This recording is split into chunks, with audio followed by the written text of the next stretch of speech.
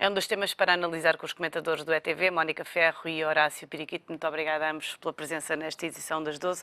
Mónica, este programa para a década do PS é uma alternativa credível, embora ainda não seja o programa de governo, ou é mais do mesmo? Boa tarde. Eu acho que, em primeiro lugar, tem que se louvar este esforço que é feito pelo Partido Socialista.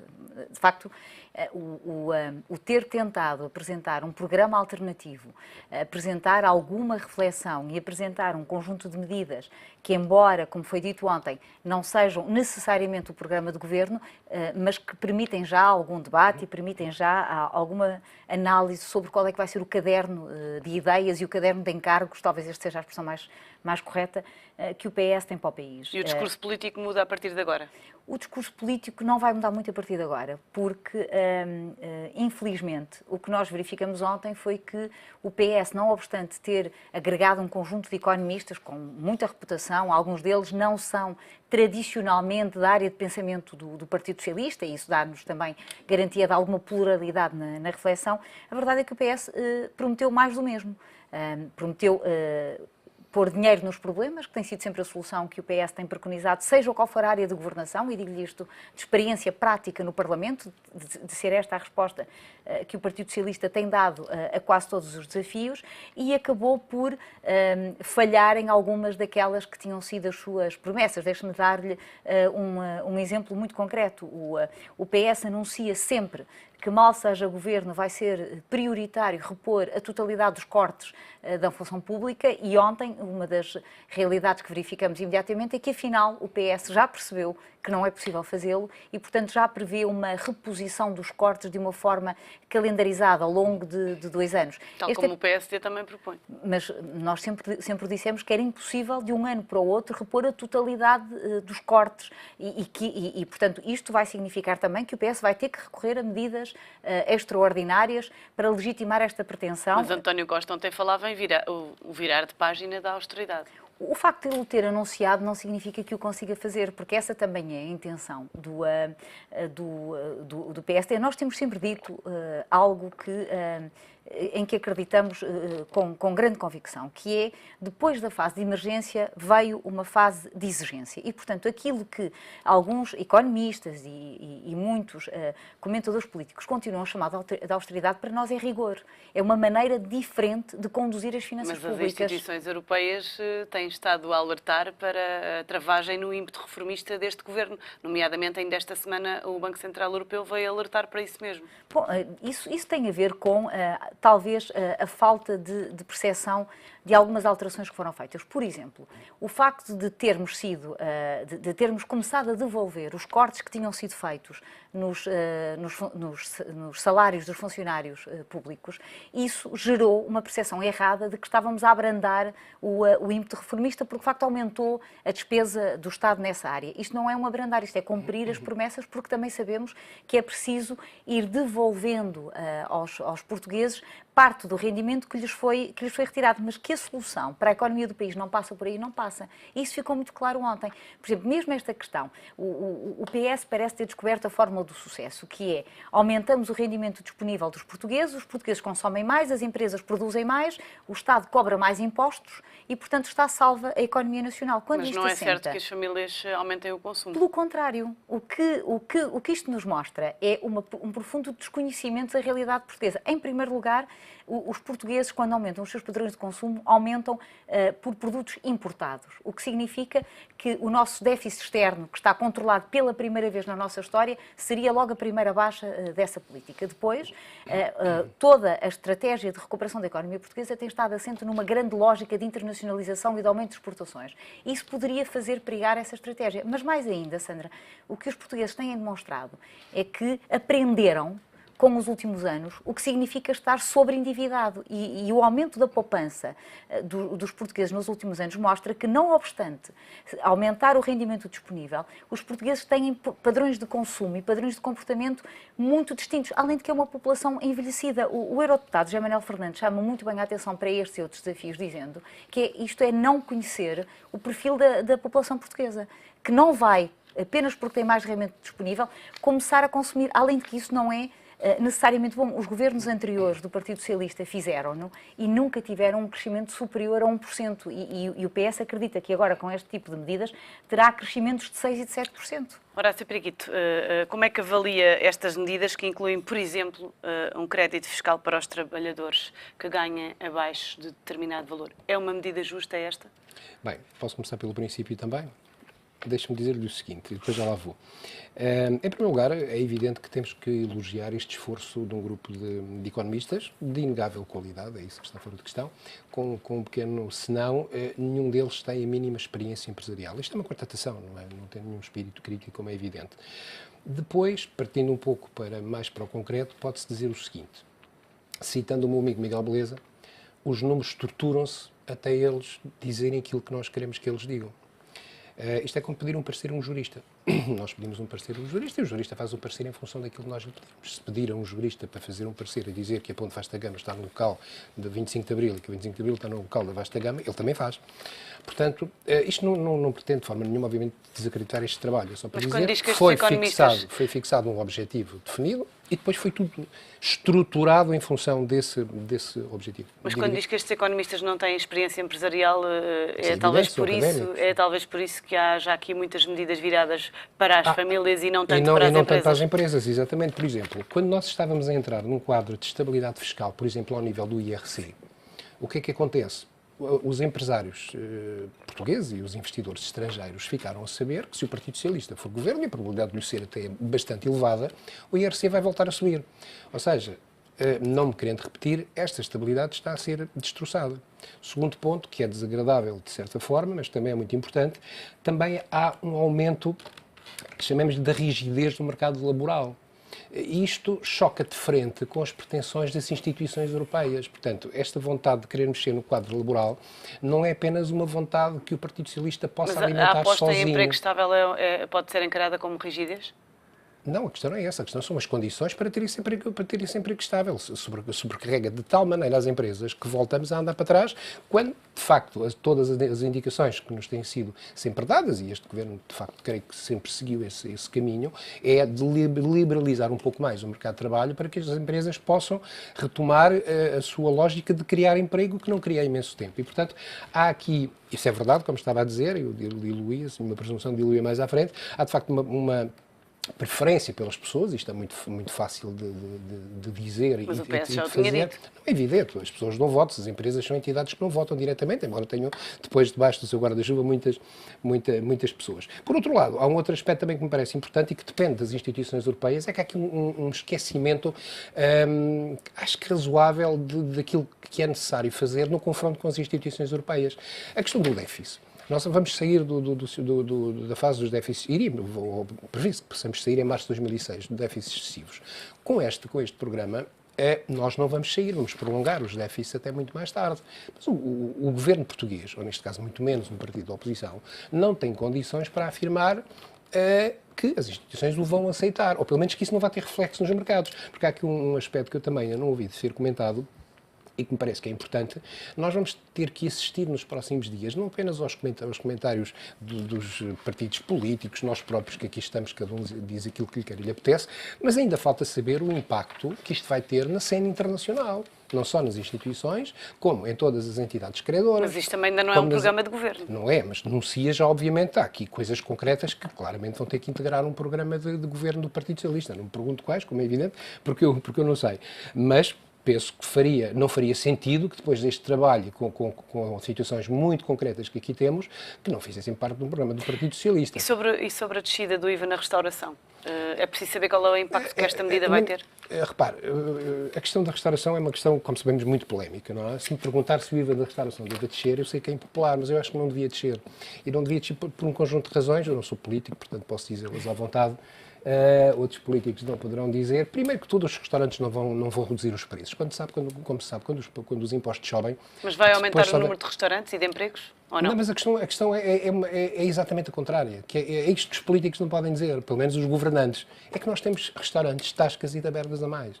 E, portanto, há muitas instituições, se lhe quiser chamar, de pequena dimensão ou entidades, que não têm as mínimas condições de subsistência e que, de certa forma, têm que desaparecer do Mas mercado. essa é uma das poucas medidas que os empresários ouvidos pelo Económico aplaudem. Mas, ou seja, cada um tem a sua opinião, como é evidente. Agora, que eu estou perfeitamente convencido que os preços nos restaurantes não vão descer os 10% que estão previstos na descida dos impostos, não vão acomodar, atendendo às dificuldades que passaram nos últimos tempos, vão acomodar. Agora, nós temos, de facto, um excesso de oferta neste terreno e, portanto, até pela zona fiscal, isto é muito doloroso, isso é que é impopular e que as pessoas não gostam de ouvir, é preciso haver alguma seleção. E, portanto, nós temos uma oferta muito grande. Nós somos o país da Europa que tem mais restaurantes, tascas, tabernas, como lhe queira chamar. Inevitavelmente, as piores vão ter que fechar. Aliás, já o falecido professor António Borges, nos anos, creio que 90, se não me engano, dizia que as más empresas têm que sair do mercado porque só estão a atrapalhar a vida às boas empresas. Eu sei que é demasiado liberal, mas é assim que eu penso. Mónica, deixe-me fazer-lhe uma provocação. Este documento, esta alternativa, como lhe chama o PS, é melhor do que aquilo que foi apresentado até agora pelos partidos do governo? Acredito claramente que não. Não tenho dúvidas e digo-lhe com duas palavras apenas: credibilidade e rigor. Eu concordo com tudo que o Horácio acabou de dizer, exceto com a probabilidade do PS ser governo. Não concordo, as sondagens estão do meu lado, porque de facto mostram que os portugueses não confiam nestas medidas. As sondagens dão empate técnico, PS e PSD e CDS coligados. Ainda não sabemos sequer se vai haver coligação. Eu não sou politóloga, mas se fosse, dir-lhe-ia que, tendo em consideração o desgaste que quem está no poder sempre tem, não é um bom resultado para o PS. Não é um bom resultado para o PS. Mas a partir de agora o debate vai ser mais aceso, porque agora já temos, de facto, dados concretos. Bom, mas nós temos apelado ao PS que promova um debate sempre. Nós andamos a pedir que nos digam qual é a sua visão alternativa para o país há 4 anos e, de facto, não conseguimos. Não deixa de ser curioso que uma das medidas na qual nós conseguimos acordo, e que o Horácio já se referiu a ela, e que eu acho que não estão a perceber o impacto que isto significa voltarem atrás, a questão do IRC, não só pela questão da estabilidade fiscal que isto nega aos empresários que queiram vir para Portugal, porque, de facto, isto é de uma insegurança inacreditável. Para mim não me surpreende, porque pouco tempo depois de António Costa ter ganho o partido, eu estava num debate com um deputado do Partido Socialista e quando destaca este exemplo como um exemplo da possibilidade de um consenso, ele diz-me imediatamente que aquilo é para rasgar. E, portanto, o PS tinha mudado de liderança há 1 ou 2 semanas. Portanto, isto era expectável. Mas repare no que isto diz aos portugueses. Isto diz aos portugueses que os acordos feitos com o PS são acordos puramente conjunturais, que se o vento e sondagens e pesquisas que possam ter lhes disser que devem fazer de outra maneira, que é um discurso mais populista, de facto, quem é o político que não gosta de vir para as televisões dizer a minha prioridade são as pessoas e não as empresas, porque, de facto, isto é claramente um documento que esquece as empresas, é um documento que penaliza as empresas, mais do que isso. E sobre a sustentabilidade da segurança social e sobre a descida da TSU para trabalhadores e também para empresas? Bom, aí há uma questão fundamental que se pode dividir em duas, se assim quiser. Em primeiro lugar, é preciso dizer ao Partido Socialista que não tem um monopólio das boas intenções e que, de facto, não descobriram agora uma maneira de serem bondosos com os trabalhadores, como se por oposição nós tenhamos optado por penalizar os trabalhadores. A pergunta que se coloca a seguir, Sandra, é: e quem paga? Quem paga isto? Aliás, é a pergunta que se coloca em todas estas medidas. Eu fui tomando nota de algumas delas e, por exemplo, uma com um impacto orçamental reduzido, mas que não deixa de ter alguma importância, é, por exemplo, a descida da taxa do IVA. 300 milhões. O PS diz-nos que depois o impacto positivo que isso terá na economia, com a arrecadação de impostos com maior atividade económica, portanto, uma série de pressupostos que eu acredito, como o Horácio explicava há pouco, não se vão verificar, que isso terá um impacto apenas de 210 milhões de euros. Quando se lhe pergunta e como se financia estes 210 milhões de euros, a resposta é: há um conjunto de medidas. Portanto, nós estamos a meio da conversação e eu acho que a próxima fase vai ser quando o PS começar a responder a estas perguntas que são importantes, que é como se financia tudo isto. Porque o problema do país, há uns anos atrás, foi o problema do financiamento. E nós não podemos voltar a cair no mesmo. Ora, Periquito. Se me permite, eu direi que, numa palavra, o que se pode deduzir deste documento, se é possível um documento tão grande, enfim, razoavelmente qualificado, é um documento que tem despesas certas, ou que cria despesas certas, e que tem uma estrutura de receita totalmente incerta. Ou seja, se isto fosse apresentado por um diretor financeiro de uma empresa, com certeza que a administração lhe perguntaria como é que ele sustentaria o aumento de despesa que estava a propor para essa entidade empresarial. É a pergunta que eu faria também. Portanto, a questão é que não se explica como é que se vai sustentar todo este aumento de despesa. Os números já começaram a sair, eu não vou, obviamente não fiz nenhum estudo, nem o vou fazer, não tenho tempo. Vou ouvindo aquilo que vou lendo. Já vão saindo alguns números. Ontem eu sei que o Partido Popular já divulgou alguns números nessa direção, quanto é que isto custaria em termos de financiamento. Para além disto, de ser um documento que tem, de facto, despesas mais que certas, assume compromisso e responsabilidades e receitas incertas, aquilo que eu gostava, não direi de repetir, como é evidente, mas de sublinhar, é que falta ainda ouvir pelo menos duas frentes. Falta ouvirmos as instituições comunitárias / criadores, e falta ouvir aquela palavra horrorosa para muita gente, mas que é que nos alimenta, que são os mercados. Portanto, eu quero ver a partir de agora, tendo uma ideia, aliás, nós sabemos que uma das agências de rating que previu que poderia melhorar o rating de Portugal só depois das eleições, começa a ter aqui o primeiro indicador e a primeira forma de avaliação do que é que poderá passar. Portanto, vamos ver como é que essas agências, que são outra questão, a questão das agências de rating. Não estamos aqui a defendê-las, como é evidente, mas são elas que nos credibilizam, como é óbvio, infelizmente ou felizmente. E, portanto, eu acho que ainda falta perceber o que é que nos vai acontecer, como é que vão reagir as instituições europeias, ponto número 1, e, se quiser, os mercados, quer se goste da palavra, quer não se goste. Vamos olhar também para mais uma possível greve da TAP, que pode acontecer entre os dias 1 e 10 de maio. Os pilotos admitem processar a companhia por gestão ruinosa e avançar para o tribunal. A verdade é que tem havido reuniões, mas ainda não há nenhuma decisão. Bom, este anúncio de greve dos pilotos da TAP, creio que apanhou a parte do governo e a própria administração da TAP a fazer fé no que tem sido comunicado, apanhou-os de surpresa. E, de facto, isto vem num timing que é tudo menos oportuno. Pode prejudicar a privatização. Prejudica o processo de negociação, todo o processo de privatização e de negociação na fase da consulta do caderno de encargos tem decorrido numa relativa paz sindical, o que é importante para a empresa também e para a imagem da empresa. Além de que, diz a administração da TAP, esta greve poderá ter um impacto de cerca de 70 milhões. Mas percebe as motivações dos pilotos ou dos sindicatos, neste caso? Dizem que o Governo não está a cumprir com a palavra em relação ao acordo de 1999. Eu, para ser sincera, não compreendo totalmente. Eu compreendo que o que está aqui em causa é uma promessa de participação no processo. O Governo garante que essa participação não está posta em causa, que está assegurada no próprio processo de privatização essa participação dos pilotos e, portanto, o que nós aqui temos é de facto uma tentativa de braço de ferro entre os pilotos e a TAP, com um duplo prejuízo.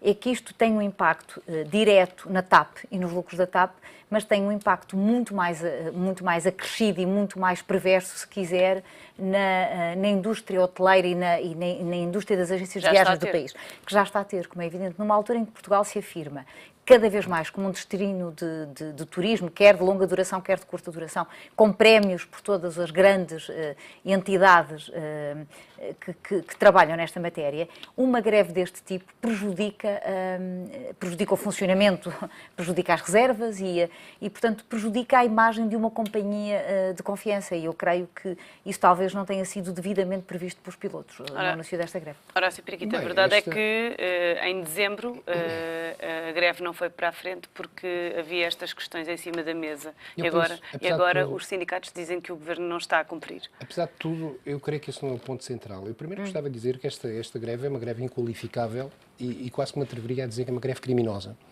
E digo com toda a frontalidade. É bom percebermos que isto também cria uma situação que aqueles que defendem, ou melhor, que são contra a privatização da TAP, acabam por perder as suas últimas bandeiras, porque neste momento é um facto. Só podem acontecer duas coisas. A TAP ou é privatizada ou fecha. As pessoas não têm noção que a TAP, a qualquer momento, nós podemos acordar um dia de manhã, qualquer que seja, pode ser já amanhã, não foi hoje, pode ser amanhã, e os aviões não levantam porque não têm combustível. Ou não têm os slots pagos nos aeroportos por onde vão viajar. Isto está à beira de acontecer. Pronto. Agora, em relação ao acordo com os pilotos, este acordo foi um acordo que foi assinado em 1999 no antigo governo do Partido Socialista do engenheiro António Guterres, quando o engenheiro João Cravinho era o ministro da tutela, em que se comprometeram a garantir uma posição de 20% dos pilotos da TAP, que o Tribunal Constitucional já veio dizer que, obviamente, que é inconstitucional. Esse é o argumento do Governo. Não se pode... É do Governo e do Tribunal Constitucional. Mas não é o do Sindicato dos Pilotos. Mas o Tribunal Constitucional serve para umas coisas, também pode servir para outras, como é evidente. E é a última palavra. Se ele diz que é inconstitucional, ponto. Porquê? Porque não se pode atribuir 20% de uma empresa apenas a um grupo de trabalhadores dessa empresa. O caderno de encargos da privatização da TAP diz, claramente, que há uma posição no capital que vai estar aberta aos trabalhadores. De todos os trabalhadores da TAP, quem quiser investir na sua empresa, investe. Mais do que isso, espero não estar a cometer nenhum erro, os pilotos da TAP não me parece que estejam muito disponíveis para financiarem esses 20% com dinheiro. Se lhe quiser dizer assim, querem financiar com ganhos de produtividade. E eu gostava de saber como é que se quantificam esses ganhos de produtividade. Ou seja, querem 20% da empresa, desculpe o termo, à borla. Parece mal, não? Acho que, aliás, como alguém dizia há pouco tempo no canal da concorrência, só há um grupo de pessoas que está a favor, são eles próprios. Mais ninguém está a favor desta greve criminosa da TAP. Parece-lhe que os pilotos vão ceder ou não? Ou vão mesmo avançar para a greve desta vez? Eu acho que eles vão ceder, porque... A troca de quê? Até lhe digo mais, espero que não seja em troca de nenhuma benesse como aquela que foi garantida em 1999, como é óbvio. Acho que não deve haver aqui cedências nesta matéria, porque neste momento a TAP está no fio da navalha e as pessoas não se aperceberam disto. Nós vamos acordar um dia de manhã, se a TAP não for privatizada, com a notícia que os aviões não levantaram. É tão simples quanto isto. Ficamos com essa nota. Mónica, e uma última nota para si, que foi eleita vice-presidente do Fórum Europeu de Parlamentares sobre População e Desenvolvimento. Que novos desafios vêm aí agora? Bom, obrigada, Sandra.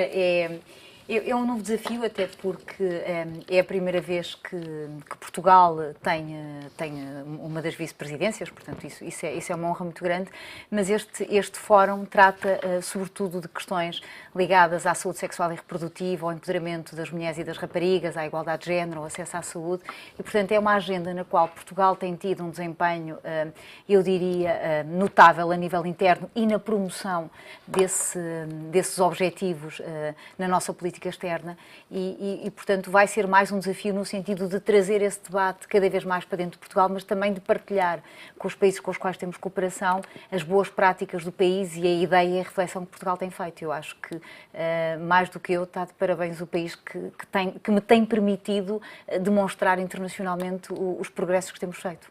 Mónica Ferro, parabéns à Mónica por esta eleição internacional. Horácio Piriquito, muito obrigada a ambos pela vossa presença e análise nesta edição das 12.